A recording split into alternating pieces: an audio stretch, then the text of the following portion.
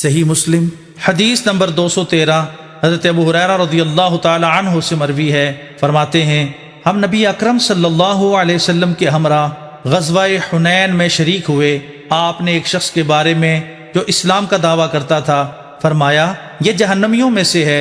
جب ہم لڑائی کے لیے حاضر ہوئے تو وہ شخص نہایت جرأت سے لڑا تو زخمی ہو گیا۔ عرض کیا گیا یا رسول اللہ صلی اللہ علیہ وسلم، ابھی جس آدمی کے بارے میں آپ نے فرمایا تھا کہ وہ اہل جہنم سے ہے تو وہ خوب لڑا اور مر گیا۔ نبی اکرم صلی اللہ علیہ وسلم نے فرمایا وہ جہنم میں جائے گا۔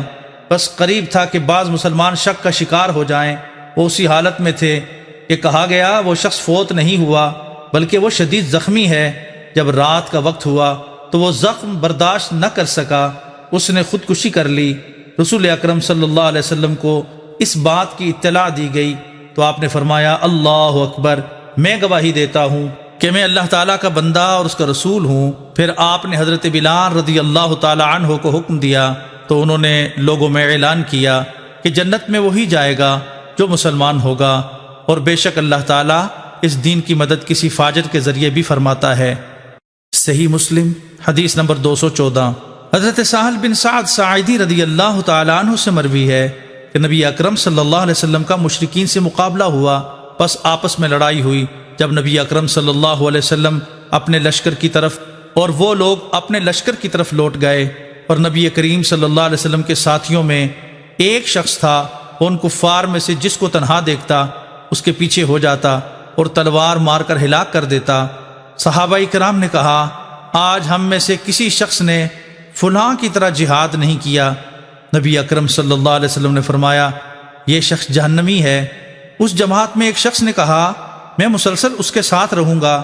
چنانچہ وہ اس کے ساتھ نکلا، جب وہ ٹھہرتا تو یہ بھی ٹھہر جاتا، جب وہ تیز چلتا تو یہ بھی اس کے ساتھ تیز چلتا۔ وہ شخص شدید زخمی ہو گیا تو اس نے موت کے لیے جلدی کرتے ہوئے تلوار کو زمین پر رکھا اور اس کی نوک اپنے سینے پر رکھ کر زور لگایا اور خودکشی کر لی۔ دوسرا شخص نبی اکرم صلی اللہ علیہ وسلم کی خدمت میں حاضر ہوا اور عرض کیا میں گواہی دیتا ہوں کہ بے شک آپ اللہ تعالیٰ کے رسول ہیں۔ آپ نے فرمایا کیا ہوا؟ اس نے عرض کیا جس شخص کا آپ نے ابھی ذکر کیا تھا کہ یہ جہنمی ہے اور لوگوں نے اس بات کو بہت بڑی بات خیال کیا تو میں نے کہا میں تمہارے لیے اس شخص کے پیچھے جاؤں گا۔ پس میں اس کی طلب میں نکلا حتیٰ کہ وہ سخت زخمی ہو گیا تو اس نے موت کی جلدی کرتے ہوئے تلوار کا دستہ زمین پر رکھا اور اس کی نوک اپنی چھاتی پر رکھی، پھر اس پر زور ڈالا اور خودکشی کر لی۔ نبی اکرم صلی اللہ علیہ وسلم نے اس وقت فرمایا بے شک کوئی آدمی لوگوں کے سامنے اہل جنت والا عمل کرتا ہے لیکن وہ جہنمیوں میں سے ہوتا ہے، اور کوئی شخص بظاہر جہنمیوں والے عمل کرتا ہے وہ جنتی لوگوں میں سے ہوتا ہے۔ صحیح مسلم حدیث نمبر 215 حضرت حسن بصری رضی اللہ تعالی عنہ فرماتے ہیں تم سے پہلے گزشتہ امتوں میں سے ایک شخص تھا جسے پھوڑا نکلا، جب اس کو تکلیف ہوئی تو اس نے اپنے ترکش میں سے ایک تیر نکال کر اسے چیر دیا، پس خون نہ رکا حتیٰ کہ وہ مر گیا۔ تمہارے رب عز و جل نے فرمایا میں نے اس پر جنت کو حرام کر دیا۔